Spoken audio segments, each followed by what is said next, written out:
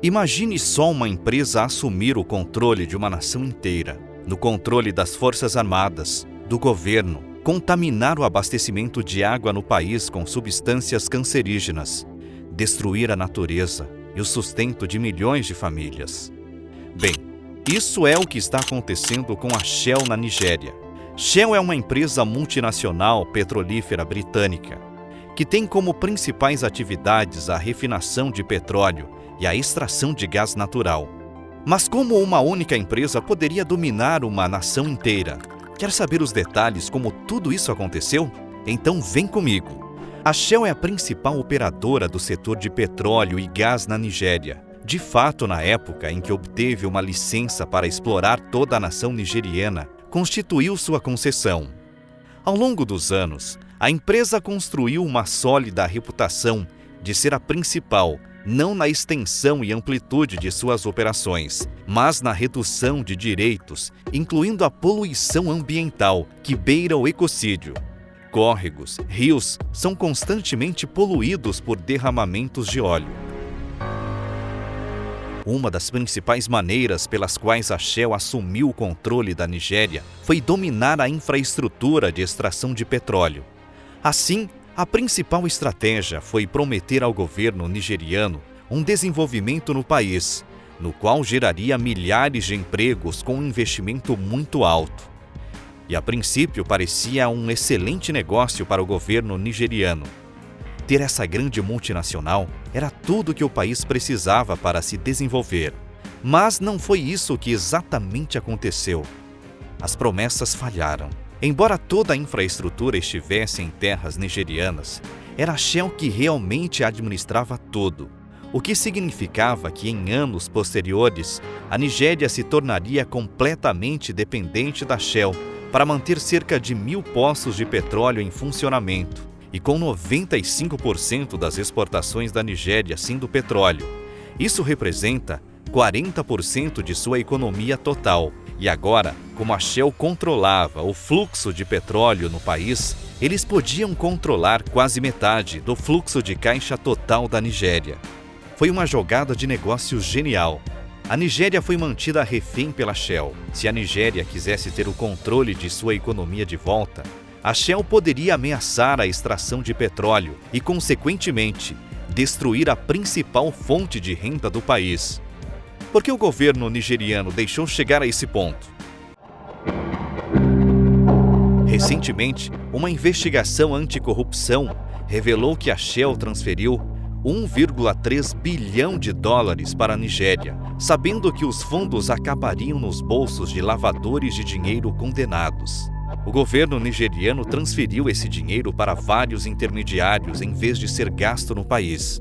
Documentos apresentados pelos promotores afirmam que 466 milhões de dólares desse valor foram levados por meio de uma casa de câmbio e repassados ao então presidente da Nigéria e membros de seu governo. Em troca, a Shell ganhou acesso ao campo petrolífero OPL 245, o que aumentou ainda mais as reservas totais de petróleo da empresa.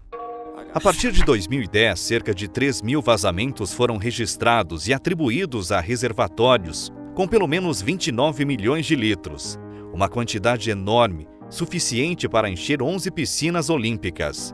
Esses derramamentos de óleo poluem o abastecimento de água em todo o país. Agora, grande parte da água que os nigerianos bebem está contaminada com substâncias cancerígenas, substâncias que também afetam drasticamente a natureza. Isso afetou a população em geral, as indústrias agrícolas e os rios dos quais muitos nigerianos dependem agora estão contaminados. O relatório divulgado da ONU diz que custará $1 bilhão e 30 anos para limpar a bagunça. Como você pode imaginar, a população local não estava nada feliz com esses constantes derramamentos de óleo. A população ficou extremamente revoltada. Como a Shell poderia manter a população calada, sem nenhum tipo de manifestação? Era uma coisa difícil de fazer, pois eles estavam destruindo abertamente o país. Dezenas de milhões de pessoas dependiam da pesca para sua subsistência, mas esses constantes derramamentos de óleo estavam devastando as operações de pesca da Nigéria. Então, foi exatamente isso que eles fizeram. Se a Shell não assumisse o controle dos civis, seu controle do país logo entraria em colapso. Não há como fazer a população feliz bebendo água cancerígena e tendo um país inteiro controlado por uma empresa. Houve cerca de 7.000 derramamentos de óleo que contaminaram a natureza do país. E assim a população nigeriana começou a protestar. Um desses manifestantes era um homem chamado Kensaro Wiwa, presidente do Movimento Popular. We are going to demand our rights peacefully, non-violently, and we shall win. Então a Shell encarregou os militares nigerianos de fazer o trabalho sujo. Os militares nigerianos não tiveram o problema de sujar suas mãos desde que receberam esses subornos. Após cerca de 5 anos de protestos, eles ordenaram a prisão de Kensaro Wiwa e 8 dos outros líderes do protesto.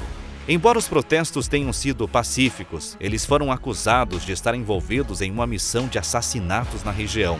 Ele negou as acusações, mas foi preso por mais de 1 ano, antes de ser considerado culpado e condenado à morte por um tribunal especialmente convocado. O mesmo aconteceu com outros 8 líderes. Todos eles foram executados pelo governo. Alguns dos advogados dos réus renunciaram em protesto contra a alegada manipulação do julgamento pelo crime. As renúncias deixaram os réus à própria sorte contra o tribunal, que continuou a trazer testemunhas para depor contra Sarowiwa e seus pares. Muitas dessas supostas testemunhas admitiram mais tarde que foram subornadas pelo governo nigeriano para apoiar as alegações criminais. Pelo menos 2 testemunhas que testemunharam que Sarowiwa estava envolvido nos assassinatos depois se retrataram, afirmando que haviam sido subornados com dinheiro e ofertas de emprego na Shell para prestar falso testemunho. Todos sabiam que a Shell era responsável por isso, e assim a empresa concordou com um acordo extrajudicial de 15,5 milhões de dólares para as famílias das vítimas. Depois de cortar esses protestos, a vida dos civis nigerianos não melhorou em nada. Na verdade, isso só consolidou ainda mais o controle da Shell sobre todo o país. E foi nesse ponto que os dissidentes radicais entraram em ação.